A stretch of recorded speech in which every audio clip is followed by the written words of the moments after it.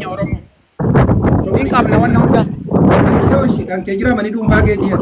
Hin qabna qaba. Kunuu mana kiyya. Faasiteetu margatte malee isaa fuudhee mana ijaarratte. Kunuu mana kiyya siin jee barla. Aarsee bula. Biyyi tira keessa baate. Biyyi tira keessa baate. Ahmed amma isi gali. Akka nu galletti gali atillee galaasinillee. Akkuma ati galte kanatti moo?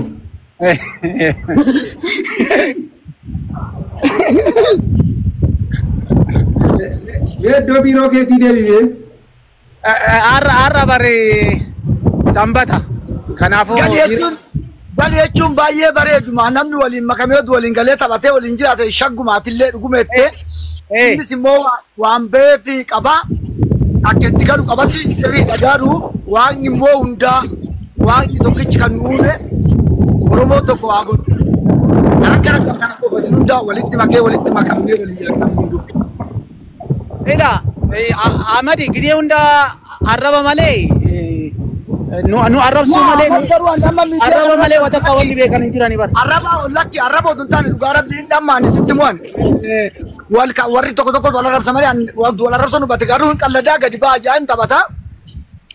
Namoonni hunduu afaan tokkoo miti beektaa sunis waan taane darbataa ani nan darbadhaa isin darbatta malee arraba ta'uu baatee yaada gargaadhaa walitti himne baay'ee natti tola yaadni amma ati haasofte baay'ee nan jaalladha. Gali jechuun shaggaa garuu akka itti galu. Giduma hunda gorsaa bar. Giduma hunda galii nu illee gallee irraa galaa gallee qabsa.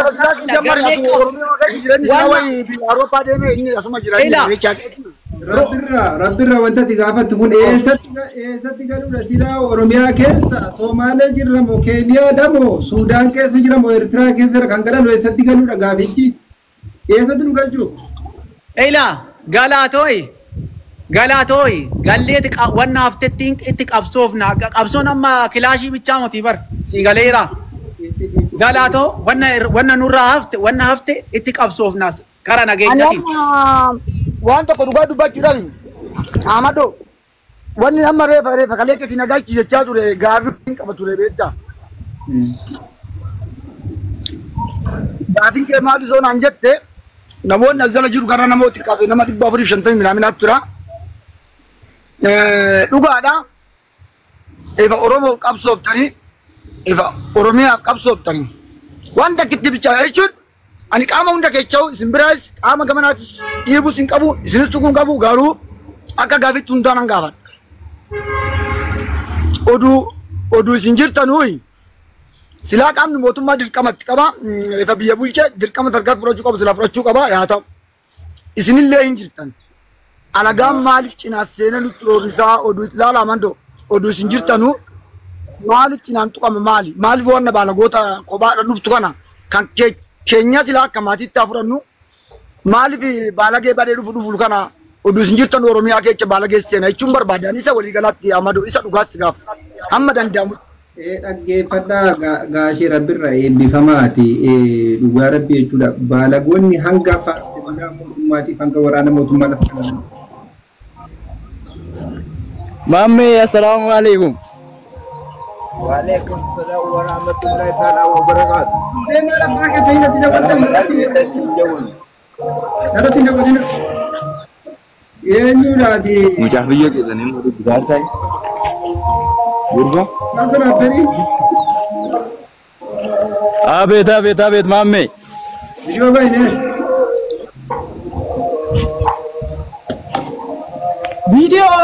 Video nu sodaa wayitu qabnu barnu yoo. Ati video baatu diftu maatu waasi godhaati miskiina kana tidhaaf maal godhu. Eenyu miskiina? Akka biyyaatti fuduu teetta du'aadha bara tiriinfaddee maara ol ka'e. Rabbiye. Rabbi kan akka jireenya kanaati kan barbaadamtu. Kanaafillee abdii fuulduraallee taatee si manumatti ciibsuudha malee yoo ta'e maal godhaati faayidaan qabdu. Dhugaa jedhime. Dhugaa rabbiiti faayidaan qabdu. Walaa agarru meessa jirta. Akkami Ahmadoon bee gaafii koonaan deebistaa Ahmadoo mee gaafii koonaan deebistaa. Maal jettan isin abbaa rabbirraa mee natti maa ijoollee kanaan haasaa ture. Waa'ee mootummaan biyyaa bulchuu dirqama isin qaba biyyattii eeguudhaaf isa biyya bulche garuu eebesinillee oromiyaadhaaf oromoof qabsooftanii namoonni amma cinaasseenee oromoo ajjeesee oromoo qalu kuni isinumatu oromiyaa keessa hin jirre moo maal jedhamee kan mootummaa dhiisne too mootummaa silaa akka mootummaatti silaa biyya bulchaa tarkaafan garuu baalaqee maa nutti tolsee jirtanii maa oromiyaa irraa nitti himneedhaan gaafiin koo. Ani immoo haasaa gabaabaa kan oromiyaa Afrikaa qabee waasinatiitti fudhatee haadha oromoo harmee oromoo dachee oromoo kan waasinatiitti fudhatee biyya eegaaru mootummaa naannoo oromiyaati moo waraana bilisummaa oromoo waraanumti mootummaa dhaggeeffadhu mootummaa nuti biyya bulchu akkamitti daangaa isaa otoo inni waraana qabu daangaa isaa diinni seenuu danda'e kanaafuu gaafii kooti kana naa deebisuu dandeessu.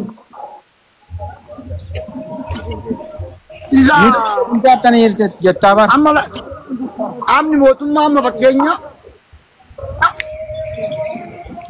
Turkiin qabaan natti fakkaata. Daani Turkiin sin qabaan jiru kan biyya eegaa jiru mootummaadha badii oromiyaa. Galatoo meeqalo?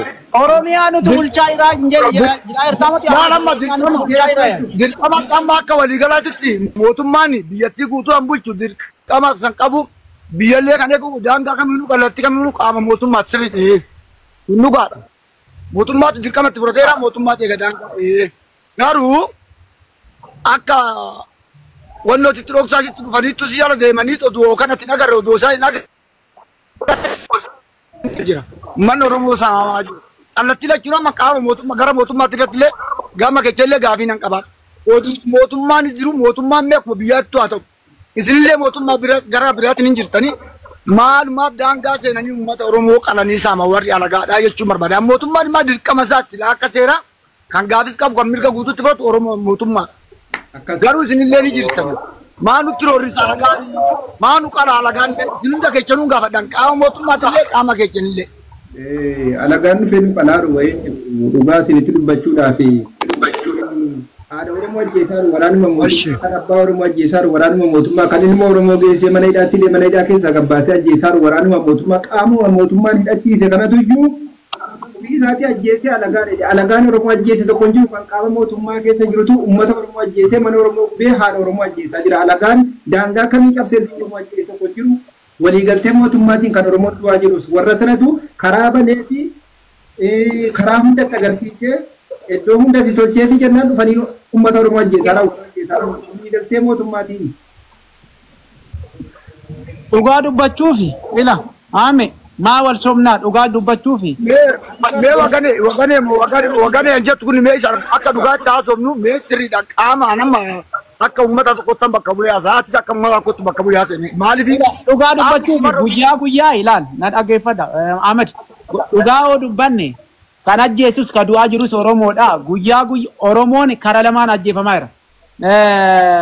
Siinillee Ahmed fa'aan illee ajjeefamaa jira. Kara mootummaatiin illee hin ajjeefamaa jira. Maaliif jidduutti Oromumatu ajjeefamaa jira.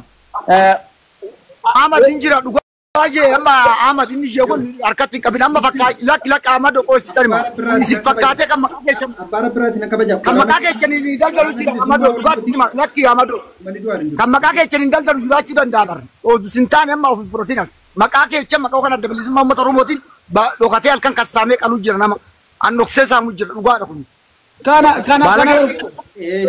haasaa keessan abbaan birraa. Kan uummanni ittiin saamamaa jiru kun uffata akka mootummaatitti kennee meeshaa mootummaatitti kennee wiigii mataarra godhatan mootummaatitti kennee warra mootummaan bobbaasee akkaataa waraanni bilisummaa Oromoo uummanni Oromoo waraana bilisummaa isaa jibbuuf iyyuu mootummaan qopheessee uummatatti gadi baasee uummata saamsisaa jira. Kuni waraanni bilisummaa Ahmed dhaggeeffadhu shawaa kaabaa keessatti booji'aa ture. Shawaa kaabaa keessatti eenyus hin bobbaasne mootummaatu nu bobbaasee galii keenya mootummaa uffata keenya mootummaan nu kenne meeshaa mootummaan nu hidhachiisee jiran namni 47 iddootti booji'amanii jechuudha. Uummanni yeroo kenneefi jenna waraana bilisummaa kan booji'aman kan bobbaase mootummaa kan meeshaatti kenne mootummaa maqaballeessa akka uummanni waraana isaa jibbee waraana bilisummaa Oromoo kun nu fixaadhaa nu balleessaadha nu saamaa jiru maqaballeessa waraana bilisummaa Oromooti malee waraanni bilisummaa Oromoo kaleessa gaafa dirreetti uummata saamuuf hin baane uummata isaatu miidhamnaan bahe malee uummata isaatu hidhamnaan bahe malee abbaa isaa ajjeefamnaan saba isaatiif dhaabbachaa jira. Miindaa tokko malee nama ajjeesaa jiru waraanni bilisummaa Oromoo har'a leeborillee waraanni bilisummaa Oromoo Oromoof dhaabbata malee Oromoon ajjeesu. Meeshaa Oromootti garangalchu diina malee. Ahmed an gaafii tokko sii qaba gaafii tokko. warri nu jalatti gurmaa warri siin fakkaatee Oromoo maqaa keessaniin Oromoo saamu tokkollee hin jiru jennaan ayirtaa ammaati. Isin eessa jirtani gaafa inni gurmaahee Oromoo saamu isin warri Oromiyaa eegaa jirtanu eessa keessan jirtu? Isin maal hojii keessan kan mootummaan isin bobbaasee maali? Kan uummanni maallaqa isaa gibira kan uummanni maallaqa isaa isinitti baasee uffata isin uffachiisee nyaata isin nyaachisee isin obaasee caammaa isinitti kaa'ee uffata isin uffatan muluu isinii godhee uummanni kun akka daangaa isaa tuqanneef akka uummata isaarraan duuleef har'a uummanni otoo isin eessa jirtan uummanni kun gaafii gabaabaa. Bila maqaa keessaniin siin qulqulluu ta'uu maltan maqaa keessaniin garuu kan uummata Oromoo ajjeesaa jiru kan uummata Oromoo saamaa jiru jira.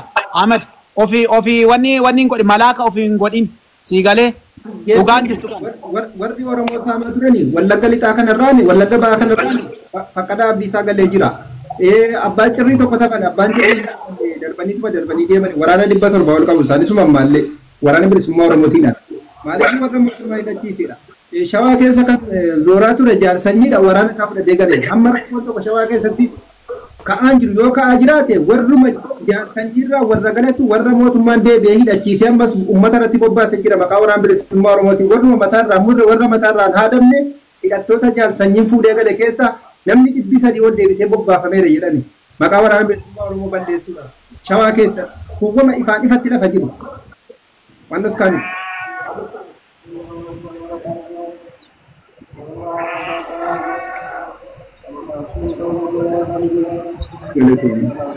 Ani rakkinna amma jiruuf rakkinni guddaan rakkinni jedha uummata Oromootiif rakkinna guddaadha siin jedha gaggala keessanii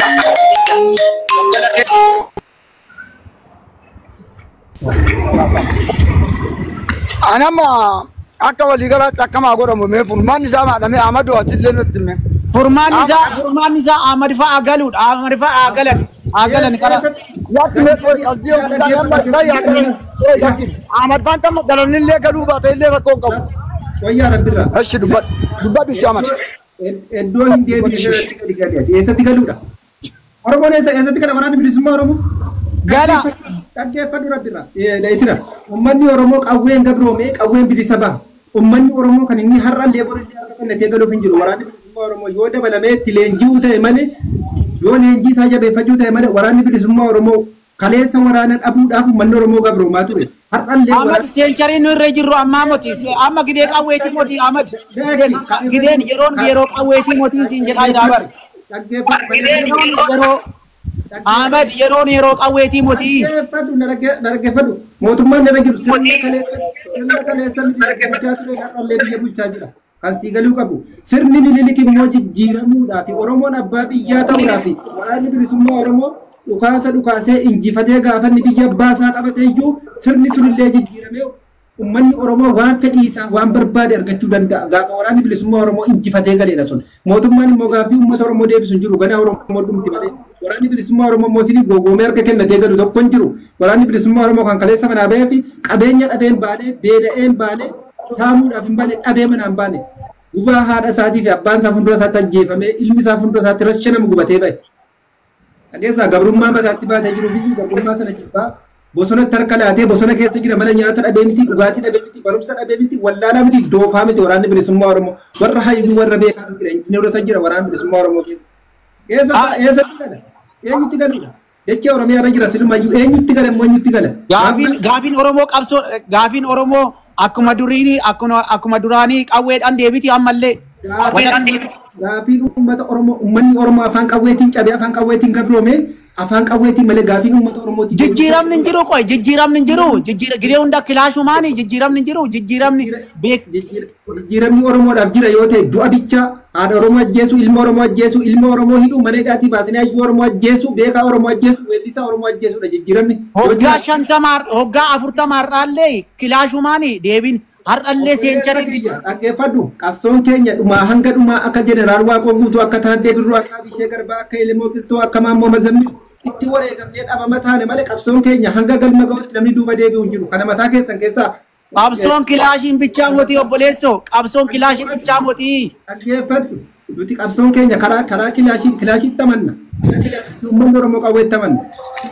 Duubatti hafummaadha kaasun. Gizee hunda kilaashitti amanuun duubatti hafummaadha bara. Kennatanii gaduu wallaalummaadha beektaa doofummaa waan kaleessa bahaniif sana wallaalaniiti. Gaafiin uummata Oromoo deemee tokko hin jiru. Dhugaa uummanni Oromoo argate tokko hin jiru. Safuu uummata Oromootu cabaadha. Ilma Oromoota ajjeefamaadha. Ijoollee daa'ima raayyaa ittisa biyyaa akka yeroo beeraawwii sana humnaan nama ilma tokko qabu haadha jalaa geessanii achi keessaadhanii hin ajjeefamaadha. Gaafa ni du'aan isaa reeffi isaallee dhufaan jiru. Kanaafuu Ahmed politikaa nutti guutaa jirtaa baraati. Politikaa nutti guutaa jirtaa. Politikaan barbaannu amma. Politikaa odoon ta'in kan barbaannu dhugaa barbaannu. Waan kee galtuusi itti waraana mootummaatti makamtee Amaara keessa itti duu Tigraay itti duu Somaaleetti doolaaraan gurguramtee duudha. Waa biraan jiru Oromoodha. Dhaggeeffatta. Kan inni immoo ilmi Oromoo qabsaa'uuf Oromoo bilisa baasee yoo bilisa hin baafnellee yoo dachee Oromiyaa irratti wareegamee itti du'e kaayyoo sagal mangeera. Wareegame taanaan kaayyoo sagal mangeera. Ilmi Oromoo tokko. Kan isin waraana mootummaatiin wareeganullee kaayyoo sagal mangeera. Hin du'e se'in. Shanee boojiin eettan miti hin du'e toon taane kaayyoo sagal mangae. Erga wareegame kaayyoo gal mangae jechuudha. Maaliif wareegamni waraana bilisummaa Oromoo sargiidha. Nuyi akka sargiiti beektaa wareegamni jechuun nam tokko kaayyoo sagal mangaeera.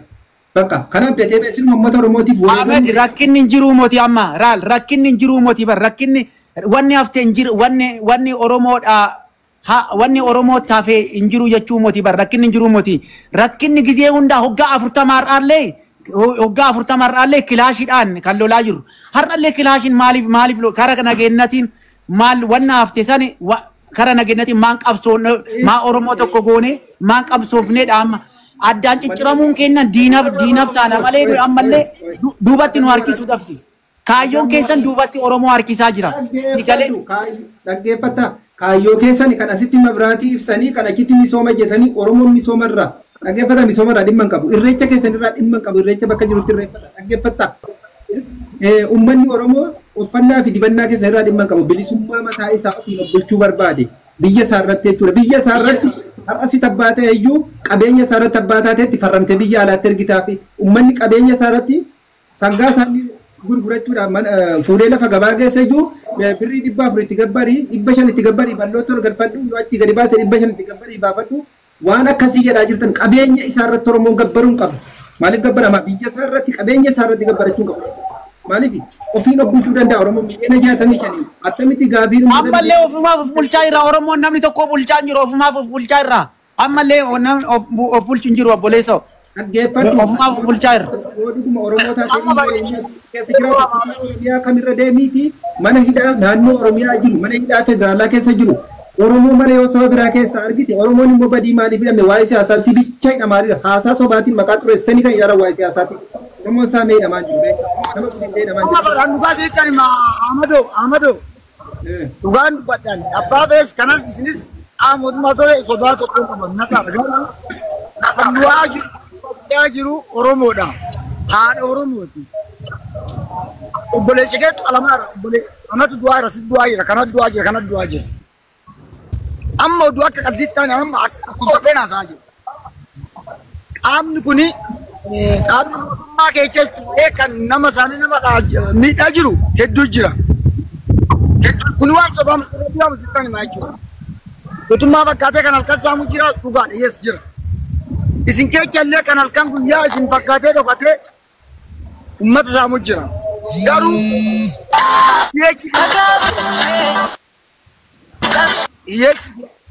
maanni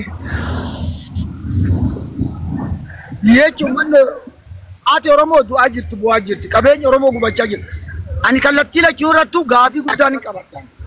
Maaliif kan akkam gootan akkam taana boroo kan darboo akkamaa goonu akkamtitti Oromoon akkamitti du'arraa hafa meeqa akkamitti du'arraa hafa yoo qaamni kun lamaan tokko ta'e hin hafu akka kiyyatti.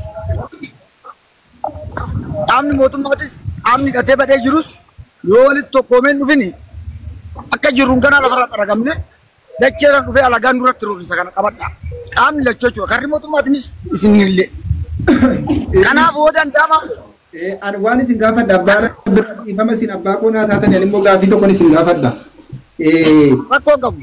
Waraanni bilisummaa Oromoo kaleessas deengiddes karaa araaraa dideen beeku. Ani immoo amma waraana bakka bu'aa isaan jiru mataa kun bakka bu'aa isaa madaawwan sadarkaa waraana bakka bu'aa isaa otoo hin taane mataa kun bakka bu'aa isaa.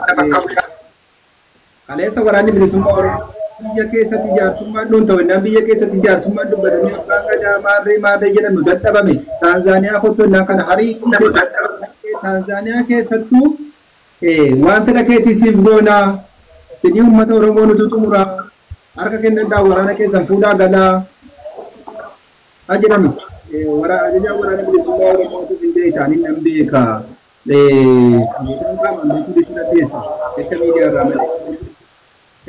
inni asii ka'ee achi dhaga'ee uummata Oromoo deemuun waan barbaanne sii goona kana sii goonaa jedhani inni kan inni ba'e gaafii uummata Oromootiif ba'e malee jireenya dhuunfaa mataa isaatiif baane gabrummaan dhuunfaa isaa san baafne rakkinni dhuunfaa manaa san inni maatii isaa manaa san baafne dhabaa manaan baane uummata Oromootiif ba'e namni uummata Oromootiif ba'e immoo uummata Oromootiif tokkoon du'ee itti wareegamee kaayyuutti galmaan geessisu tokkoon immoo dhibbatti gaafii Oromoo deebi'ee Oromoon abbaa biyyaa ta'e biyya isaa irratti of jiraachisee ofiin of bulchuudha.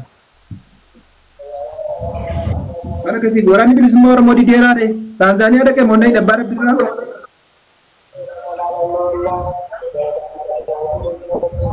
rabbiirraa dideeraa waraanni bilisummaa Oromoo maaddoon dhaqee moonnaa deebii sana immoo eenyu dide mee simintiidhaa deebisaa mee eenyu dide mootummaadha waraanni bilisummaa Oromooti. Amma nuyi fudhachuudhaaf Amadoo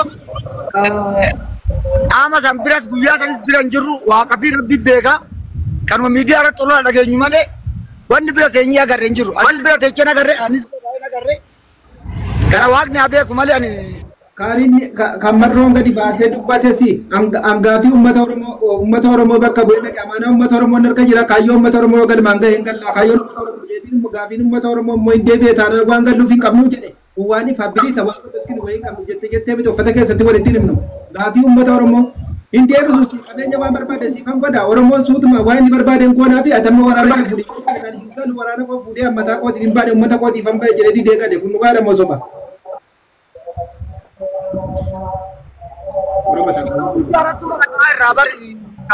bira keenyatti nu baatee dhageenyi barreechaa malee waan miidiyaa irratti haasamu ani garuu gara fuulduraatti akkam goona akkamitti wanni kun Oromoon akkamitti warraa kallattii keechanii illee qaama mootummaatiin Oromoon miidhamaa jira.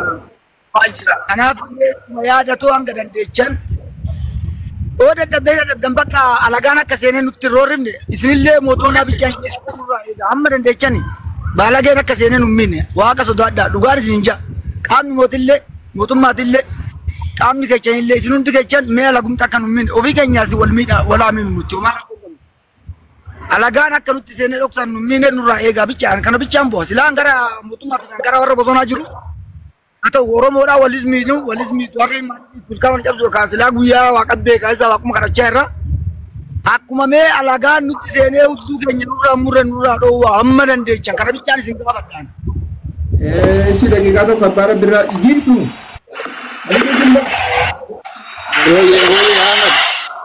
Jiitu jimmaati shamarran moo dhiira maqaan maqaa durbaati ati tuktuka nama hattee. Isim jadi itu mata ni kopi je kenya wanji di nata tidak kalau apa nanti mau kabar. Kalau nyawa itu Amadoo kun negaranya ada cantik. Di si Dusty nama jeru nama. Gara biar bayar nak kalau garu anu kalau masa tu bahkan harga sama jenazah umbar bande garu bayar nama bayar dia tainan lala. Ada kan karawang kan asal mana mal tu lagi jadi semarak ke rumah tu kita ni. Atille sinundu kamayda tejiru kudu sinjir tanu mala me jiitu kana gaafadha Oromoo Oromiyaa maal keessatti armeen Oromoo bu'aa jirti abbaan Oromoo bu'aa jira ilmi Oromoo mana hidhaati jiitu walitti jechuu isaaniitti fakkaata hiikan isaa akka yaadetti inni taa'u waytu me jiitu akkasumadha Ahmad. Abdiisa kana follow naa godha abbaa birraa follow naa godha jiitu illee follow godha jiitu maqaa kan haadha manaa isaa fuudhe natti fakkaata tuktuki. Oromiyaa jiitu jechuu barbaadetti kan isaan akka naagaletti Oromiyaa jiitu jechuu barbaade malee haadha manaati muti. Ta'uu didda. Abbaa birraa argataniiru dhugaa rabbi. Maqaa jaalallee isaa addisiitiin banate abbaa birraa. Maan bardiise. Waraanni mootummaa kun jaalala duukaan deebi'anii beektaa eegee qabanii duukaan deeman jaalala duukaan kana naanna'anii waliin marfamu. Isallee waliin mormu hundi keenyaa yoo arganne ishee barbaanna isaan bichaa mootiifis. Jettaniira abbaa birraa taaptaapiif koppiliinkii godha abbaa birraa fooloo naa godha abdiisaa fooloo naa godha hundi keessanuu jiituullee fooloo godha. Jiituullee fooloo godha abbaa birraa guddaadha. Hiriyaa keenya osoo hin taane nama guddaadha. Wama isaan jedhan dhageenya. Abdiisaa.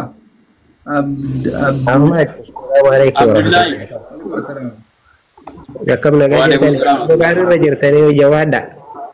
Itti fufaa. Nagaa alhamdulillah. Yaada amma nu haasofne kana irratti kan nu jibbitanis. Naa yaada gaariirra jirtanii.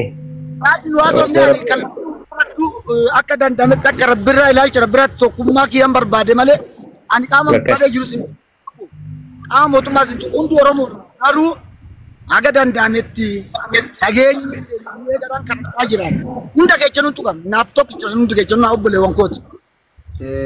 Oduu isin jirtu abbaa rabbirraa oduu jiitunii fi jiru maaliif roorrifamnaa dhagaafin kuwani bakka isin lamaan raan gaafii qabanaa biraa qaban. Abbaa rabbirraa gaafii waan isin gaafadha deebiitti naalaattuu dhiifamaa wajjin.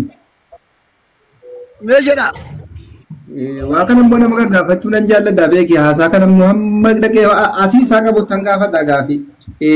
Mililikni jaarsummaa kana ogummaa qabaachuu. Mililikni nu bulchaa ture, Haayile Sillaaseen nu bulchaa ture, Xaayituun nu bulchaa turte, mootummoota meeqatu dabaree jijjiiranii jaarraa meeqa nu bulchaa turani garuu yeroo Oromoo afaan Oromootiin haasa'aa biyya bulchu keessatti Oromoo waa baay'ee dhabe. Ilma isaatti namni, beekaa isaatti namni, hayyuu isaatti namni kan akka Haacaaluu Hundeessaa fa'aa dhabe yeroo kana keessatti. Oromoo Abubakir moo maal jedhanii namicha Harargee moo Baaleetti dhalate Arsii moo Baaleetti dhalate guddate sana namicha maalii Jawaar ta'ee ture sana maqaa Jawaar kan ta'ee ture sana isa faata ajjeefame gumaan isaan baane akkanatti hafe weellisaa Shawaa keessaa weellistoota meeqatu du'e akka daadhii galaan fa'aa amma sittaanee mucaasa tokko isa tajjeefame eeggadhuma dhiyeenya akka bartee urgeessaa kana faata ajjeefame yeroo Oromoodhaan guura jiru kana keessa isa Wallaggaa keessaa haadhiimu Wallagga manneenuma du'aati jedheetuma haadhiimu kan Wallaggaa yoo ajjeefame namni gaafatuuf namni sagalee ta'us hin jiru manni Wallaggaa takkaa gabbaanii kun miidiyaa kana irratti nama dubbatu miti kumaatama dubbatumaa jira 1967 kaasee manni Wallaggaa hin wadumaara 1967 kaasee manni Wallaggaan ajjeefamaara dhumaara qalamaara kan jiraa namni gaafii dhiyeraa namni deebisu hin jiru gaafii jiraa namni gaafachuu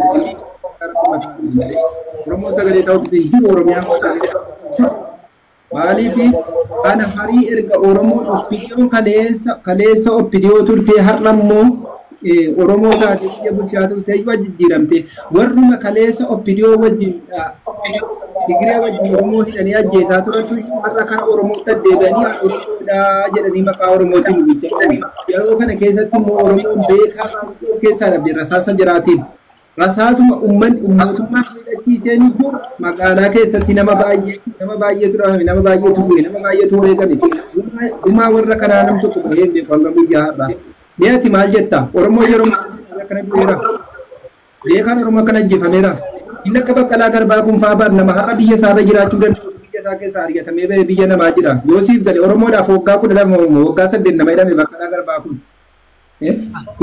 hayyuu Oromoo ciccimaarra warri Ameerikaa keessa jiran itti toleenaan jiraachaa jiran biyya ofiitu namaa caadatu namatti tole biyya ofii keessa jiraatan biyya irratti dhalate keessa jiraatan. Amadou yeroo wayyaanee bu'aa turre baay'ee falmachaa turre hamba turreedha. Jarti takka adda gamnuun ja'a irra deebistee asirratti nu barreechitee nu tumaa turte. Dhugaa sitti maan. Beechaa baane. Irra deebi'aa nuun jaan irra deebi'u enneen itti himan. Kaleessan oduu duuba of deebinee laallee wal gaafanne ani waan kaleessan yaadadhaa inni xiqqoo amma isii wajjin haasa'a. Kalee maal keessa turreet akkamitti dhufneet akkamitti warra san kuffisnee har'ammoo walumaanuu galanii teessonis Oromiyaanis guutuu isaanii dadhabne garuu har'a wal dadhabanii ofii isaaniitiif yookaan faayidaa dhuunfaa ta'uu danda'a yookaan waan addaa ta'uu danda'a ani hin beeku sodaallee qabaadhee miti gaafa duraasan itti gammannee hundisaa Lamma biyyi Jawaar eenyu inni ayyaban gaafa ji'a meeqa guutu gamana waan bari wallee qabe hunduu maan isaa itti wallaan gaafa duraa itti gammanne maannee yinee aduu adii irratti wandoo godhame aduu harkatti ijoollee qabdachuun irratti gaafa san akkasitti gammannee qabsoo san siniinsinee sin geenye akka qabsoo sila harkaan gaannee biyya sana akkanatti karakarree sochaane nutti waan nu harkaa mucaaten beeknu Oromoon uummata aadaa ofiitii fi afaan ofiitii fi biyya ofiitii falmachaa ture kalee garuu tokkummaan kalee diigametti har'a alagaan nutti kolfaa alagaan nu miidhaa jira kun shiree jedhee maqaa moggaasaa kun bilisi kennaa jedhee moggaasee wal arrabsa hundu kunu oduu tokkummaa kalee san qabaannee biyya kana akkanatti akka barbaannetti arraggadhee bulchina ani kallattii fudhattu Abbaa Rabbirraa kaleessa ummata Oromoo qabsootti gadi baasee ummata Ambootu ummata Oromootiif urjii ta'e qabsoo Oromoo sochoosaa ture kaleessa gaafa wayyaanitti karaa cufan tokkoffaadha kan ba'e ummata Ambooti guyyaa qidaamee sa'a 7 itti hiriira ba'ani guyyaa kamisaa ijoollee mana barumsaatii galaatti hiriira baatee hiriirri sun ittuma fufee ummanni Amboo karaa cufuu jammaree Oromiyaa guutuutti facaasee Jawaar asii bidda qabsiisaa Oromiyaa guutuu wal ga'e.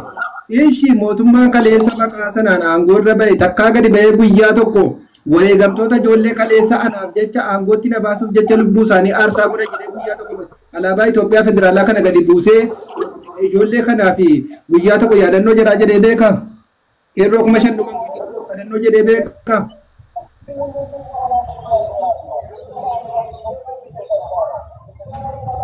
Maayikii deektani maayikii ofirraa kaasan.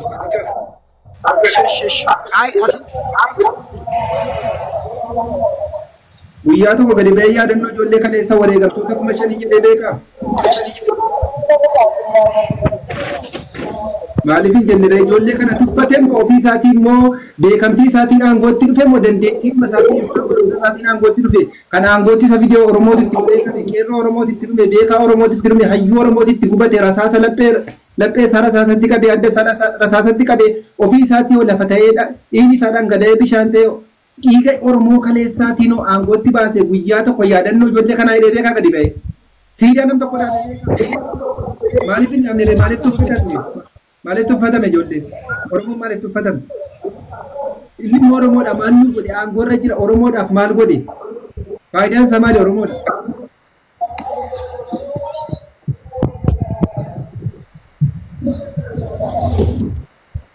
Abbaa Rabbirraa nama Oromiyaadha waa godhuu baatu hin beeku.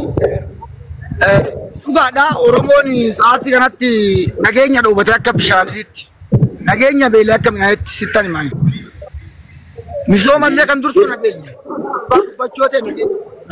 Namni yoo harka dhiqatanii ishi garaan fudhata yoo dhugaa dubbatan rabbi jira waan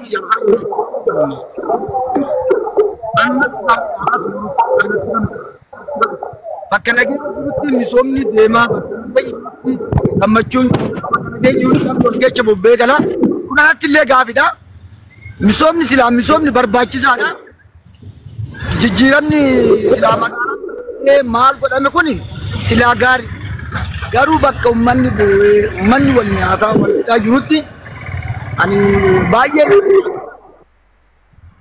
kanaaf anamma baasisu yaada tabanna malee doonase maa gochuu hin danda'u gara mootummaas maa gochuu hin danda'u yaa waan akka oromummaatti waan naquuqatan haasaa malee yookaan jecha koo inni fudhatee yookaan jecha koo itti fudhatamutti garuu yaa dhagamu hammate arraba irra naa ba'u fanan ani kanan gaddu ammas yaa Oromiyaan afa waa godhan isinillee waa godhaa fi waa godhuu fi baadhaa qaamni mootummaattis waa godhu waa baatu garuu nageenya dhoobatee jira. Awan Oromoo nageenya dhoobatteetti harma baaftee akkatti waaqa tolu qabattee kadhachaa jirti. Jaarsi kallecha baasee isgoo abee jechaa jira. Kanaaf ani araaramaa soon jee ani araaramaa jedheef hin araaramu.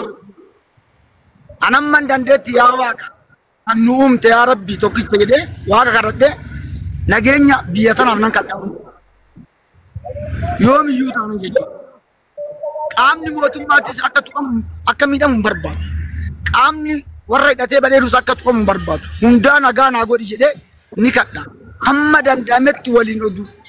Wal qabannee deemne ani sillee oduu qabadhee deeme isa kanallee jiitus qabadhee deeme natti. Obboleewwan kooti bara. Maati na biraa duute bara Oromoota qaba. Koy alagaan nan gaafi natti kana malee mootummaanis jiidhin godha. Boota itti tolchi jiraachuu danda'a. Boota itti ballee jiraachuu danda'a. Isillee boota itti tolchitan jiraachuu dandeechan boota itti ballee jiraachuu hin beeku. Amma irraa beeku akka haawwan teenya ani gaafi kana si gaafachuuf mana kee ol seenee gaafi kana dhiyeechee nageenya dhoo akka dhoo kana deemuu baafna. Qaamni mootummaatis maal godhaa kan mootummaan jedhe nama barbeetti waa rukutuuni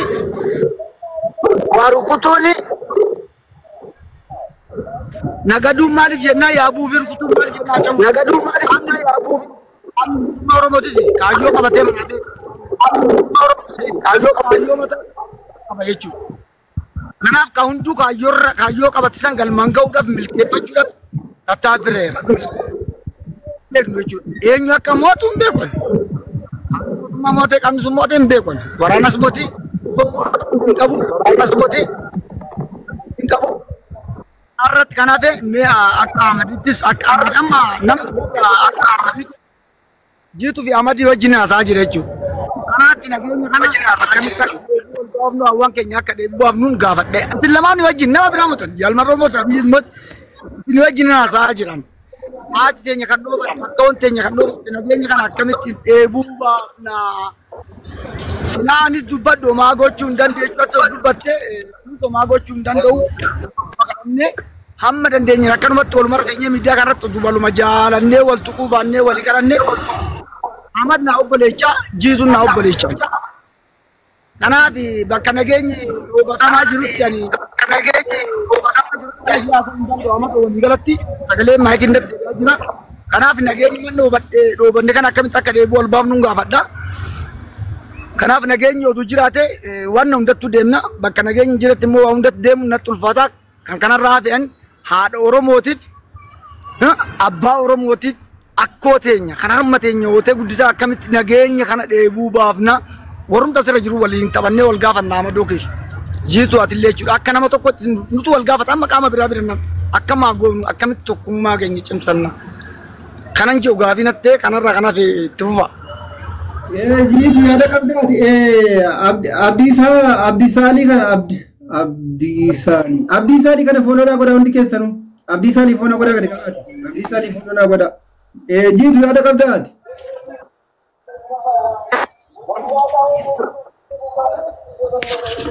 Abdullahi Isa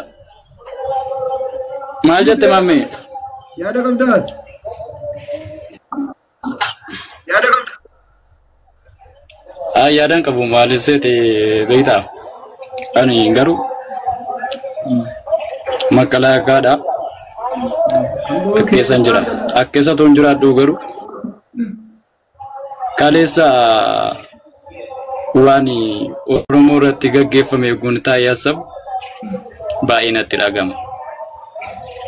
Kaleessa isaa yeroo har'a makalaakaadha garuu yeroo mallasiisaa ta'u yeroo bakka eeguma kana eeguma kun dhufeeyyuu hojjetamaa ture.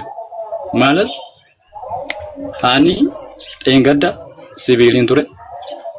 Har'a garuu an dheengadduma bara 2010 oggogaadhaa jiru jechaadha waan wanti irratti ta'e shaawarratti akkeessa ta'e baay'ee natti dhaga'ame. Gaafa haadholiin keenya akkasittiin bakkee keessatti namni torba baafamee gadi fuudhamee qalamu akkeessa ta'e baay'ee natti dhaga'ame. Maaliif ana keessa ta'e waa tokko gochuu waan hin dandeenyeef zim jedheen otuma inni natti dhaga'amu jiraachaa jira. Kanaafuu an nagi boru waa biraas ta'uu hin danda'a. Akka isa jiraachuu hin danda'a dhiisuu hin danda'a. Maaliif an Oromoodha. Oromoo irraa darbee immoo nama biraadhaaf hin ta'u. Mootummaan waraana makalaakaa ta'e waraana mootummaatu hin ta'e jiraadhu. Ani Oromoof hin jiraadha malee macam saba biraadhaaf hin jiraadhu.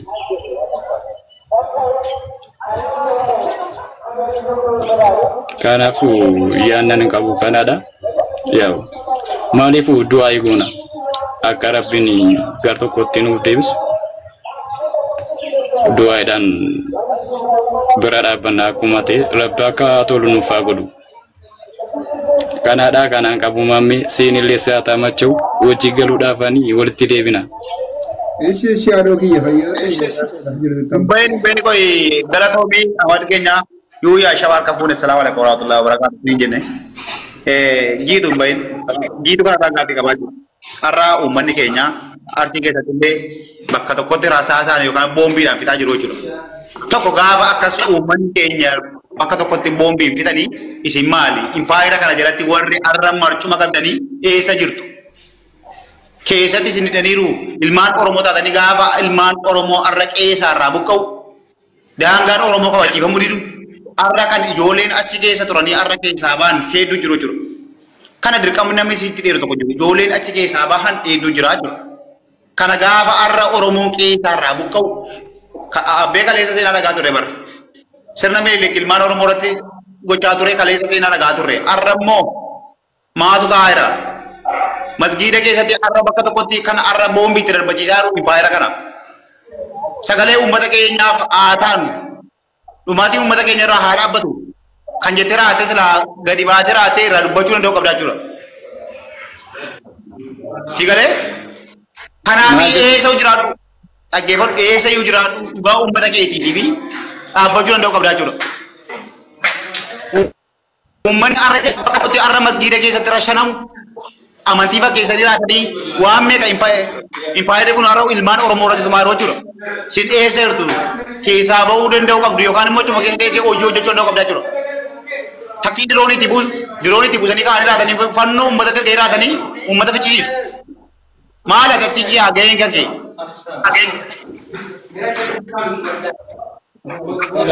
Rasaasa ta'aa dhaggeeffadhu bolee dhaggeeffadhaan turadha. Rasaasa ta'aa baatu bishaan tufaa. Fannoo kana kan hidhatu lixarraa kaasee aga Somaaliyaatti waan dura godhu tokko hin jiru mootummaa kana. Isinis quba qabdu. Kanaafi Oromoo eeggataa ati afaan Oromoo dubbattee ati dhugaa uummata keetii dhaabbachuu qabdaa jechuudha. Malee har'a birrii 2,000 yookaan 3,400 nyaatuuf jettee achi keessa taa'uun sin barbaachisu. Ai sabab maal sitti fakkaate ko islani ma undam fooluu na godhi keessaan dubbanna asirraan dubbachuudhaaf malat waa hedduu wanta dhagaamuudhaaf fooluu na godhiitii keessaan dubbannaa waan jiru. Kanaaf an ma dheengadda eegu masgiida keessatti namichi suuraa shanam baay'ee natti dhagaame dhugaa rabbii maaliif an asirratti waan akkasii dubbachuu nan tamachuu. Fooluu na godhiitii waan jiru keessaan dubbanna rakkina hin qabu. Arras Boris Oromoodha. Oromoo keessatti andadhee kan dubbise Oromoodha kan asiin nagaye Oromoodha. Jitu aga amma jechoon jira kun jira sirri aga dandeechanii dhugaan isin hin jedhu waan fe'aa ta'u dhuguma Oromummaa qabaatte yoo dhuguma dhiiga Oromoo qabaatte hin nagayin waan dhugaatu. Mati undang itu. Ati le orang Oromoo sekarang kita mesti kamu negeri Oromoo fausasan ugarat tu. Di sini dia curang kami mau tu kami suli. Umat kita ni. Rabbi le umat gulam ti. Diskadrat kau saya aja soal ugar Rabbi sini. Kani singgen ugarat tu tu. Gapa Oromoo umat kapsul te gapa karena menurut negerinya karena itu negerinya karena Dot Davis of Yalte, one list gargaru. Nasa waliin maran Rabbi yaada keenya tokko nu haa godhu. Oromoon takkuma dheeta fudhaa ani Amen. warra ama kam ija tokkoon isin ilaalan ija fafeen isin ilaalu hunda keenya. Kanaaf akka Oromummaatti haa qabsoofnu yaada haa mari'annu aga dandeenye waliin miidhna waliin arrabsina. Ahmad akka jettanii warra Ahmad arrabsitanis komantiin sammuun qabdan niisa. Namni jiituun akkana jettanii jiituu arrabsanis niisa. Wanta rakkoo mataa ofii qabaachuu danda'u hin beekamu. Kanaaf akka yaada keenya wal barreessinaa walii wal gorsinee Rabbirra dhaggeeffadhu fe rabbirra zawwanii dhaggeeffadhu arraba osoo taane nuti arraba yeroo hin qabnu sa'aatii illee ittiin qabnu dhumaatii ilmaan Oromoo har'a qeessaa irraa buqqaa'ee maaliif ofii guutanii raatanii achi keessatti illee hojii hojjechuu danda'u qabdu jedhe bara. Egaa ilmaan Oromoo taatanii achi keessatti wal ijaaranii raatanii dhumaatii uummata keenya hambisuu danda'u qabdu baraabe. Har'a uummanni keenya daangaa irra buqqaa'eera. Mootummaan kun amantii qabatee kutaa tokko yoo har'a boosise kutaa biraa immoo torbee boosisa. Akkasitti Oromoo aangoora tursiifachuu fedhe Oromoo qeessaa irra buqqisaa. Sagalee Oromoo sagalee dhabde. Sagalee kana immoo kan ta'uu danda'u eenyu Oromoo malee namni dhufee ta'u tokko jiru. Maali isin yaaduu danda'u kan dabarra. Kan fannoo kana hidhachiise eenyu mootummaa kana. Mootummaa fannoo hidhachiise kana immoo kan ilmaan Oromoo lafa irraa buqqaaruu isin.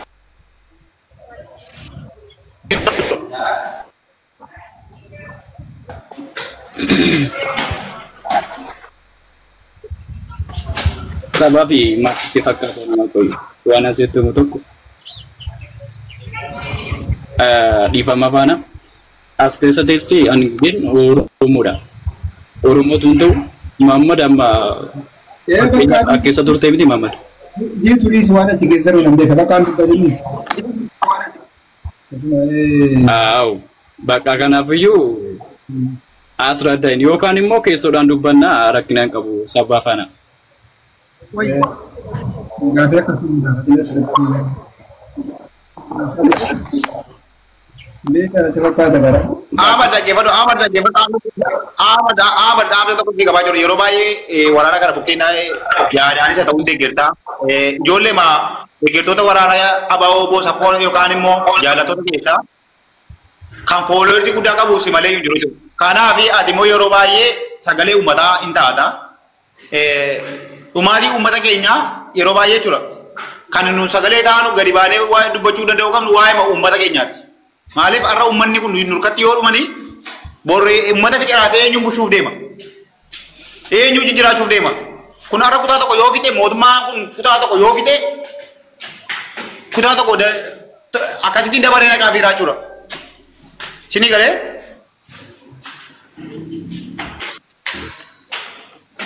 Dhugaa dubbachuuf of ilaalaa deemuu maal akka hojjennu dhaggeeffadhaa. Of ilaalaa deemuu maal akka hojjennu beekuu danda'u qabnaa jiru. Uummata keenyaaf sagalee inuma taana. Biyya keessa yoo jiraanne dhumaatiin kanaan achii maali?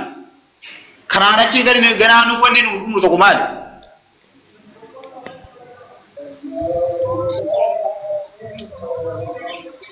Sifaanaan jira saba. Kanaaf of ilaalaa deemaa dhugaa rabbii. Wal gurmeessaa deemaa. Oromoon dhumaa jira. Eenyutu fitaa jira? Mootummaa impaayera kana. Kan fannoon nutti naqiraatee uummata Oromoo ficiisaa jira. Daangaa irraa buqqisaa jira. Kanammoo kan ilaaluu qabu eenyu Oromoodha. Ganaa namni sabni bira dhufee ilaalu tokko hin jiru jechuudha. Har'allee ta'u borillee ta'u. Tini galee? Kanaaf impaayera kana jala teessanii wanni isinii marcuma jalatti qabdan tokko hin jiru. Impaayerri kun ilmaan Oromoo sanyiin lafarraa duguugaa jira. Haayila Sillaasee Minilik jettan seenaa dhageenya kaleessa harma mure harka mure har'oo basumaa meedhaan jiraatanii akka looniitti baarrakaa yeroo uummata keenya. Horii harkaan guddiftee iyyuu basumaa meettee qaluu nuti hin tolu. Kanaaf yaada kana jedha warri yaada qabdan irraa dubbataa fi.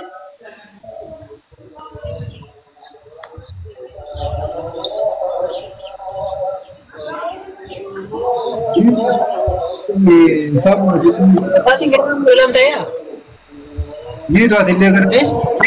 Hati. Akanati isilaman akanati dari bahasa nama ya dengan di.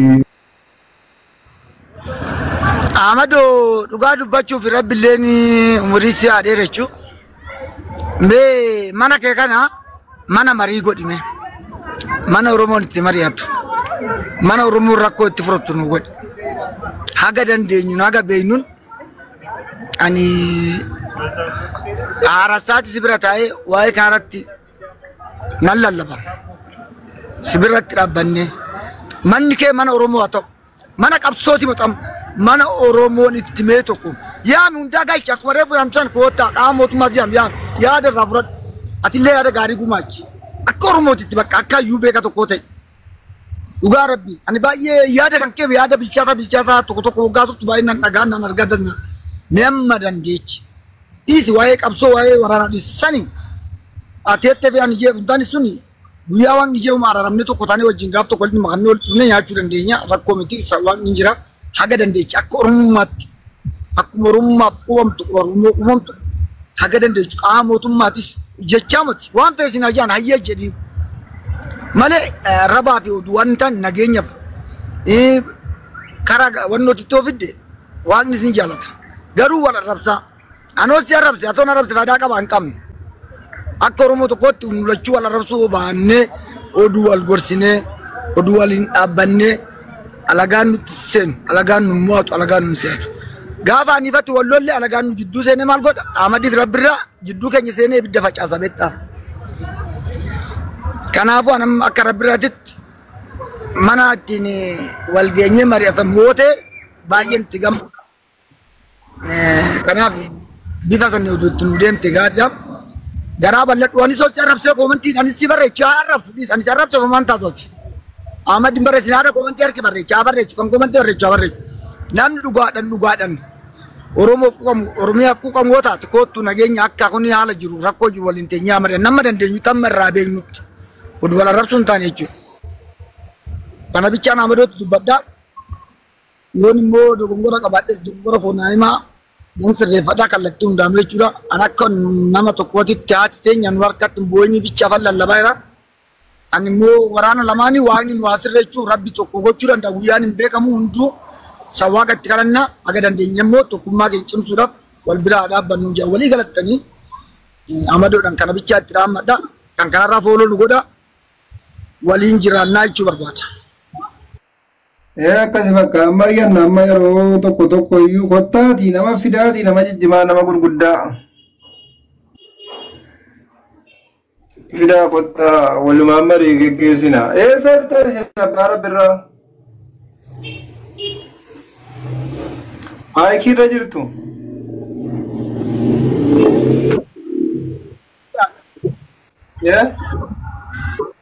Adaaman jiraadha.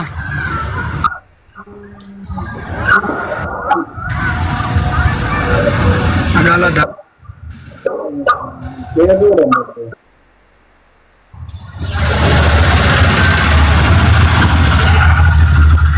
Agama.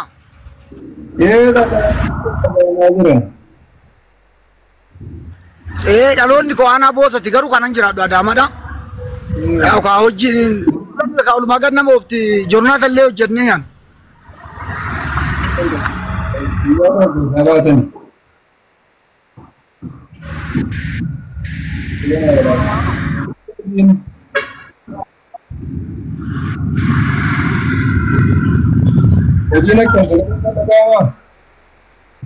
Hojiin bareeda hojiin homaa jedhamu. Afaan harkaaf afaan afaanumatti fudhannee waan argan liqimsaatu oollee bulla.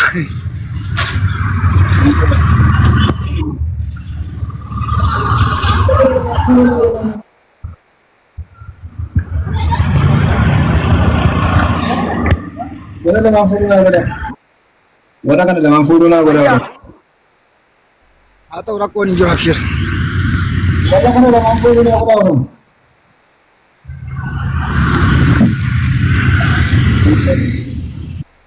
Net kepuntu.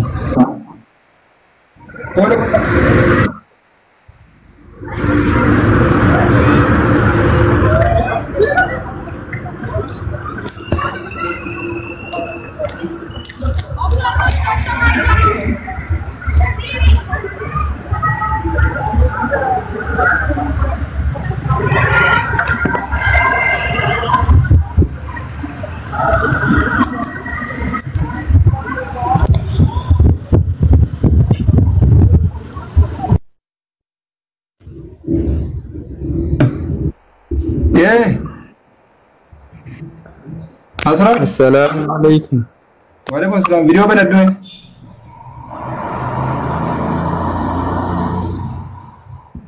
Asra video banaddu.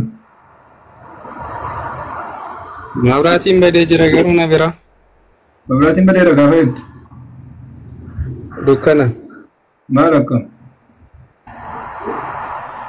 Mabraatii balleessanii jiru. Ni balleesseewu. Waajjira ibsaa. Rakkoo teknikaa mudate. Akkamitti jimmaan jirtaati? Anjimmaan hin jiru, yuunivarsiitiin jira. Yuunivarsiitii maalidha kana dasarratti maal gita barreessitu? Maalidha gaheen hojii keetii yuunivarsiitii keessa? Barsiisaa dha? Barataadha. Barataa waa'ee barumsa isaa malee waa'ee siyaasaa waa'ee maardee waa'ee qabinummaa maaltu sana jedhe? Maa barachaa jira miti waa'ee siyaasaa sin barata barsiisaa barataa? Maali bu'aan keessa waa'ee siyaasaa kan baratan maal fiduuf? Tasgabbii biyyattii keessatti uumuudhaaf siyaasa bulchiinsa gaarii fi misooma ariifachiisaa biyyattiitti fiduudhaaf.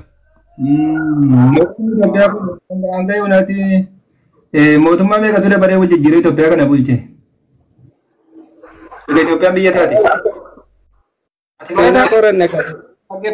barataadha. Barattee itti waa tokko beektaafuu barataadha jette. Erga Itoophiyaan biyya taati har'a jaarraa meeqaffaadha? Mootummaa meeqatu biyya kana bulche? Hin beeku. Maali akkamitti oolatti? Ati barataa yuunivarsiitii taate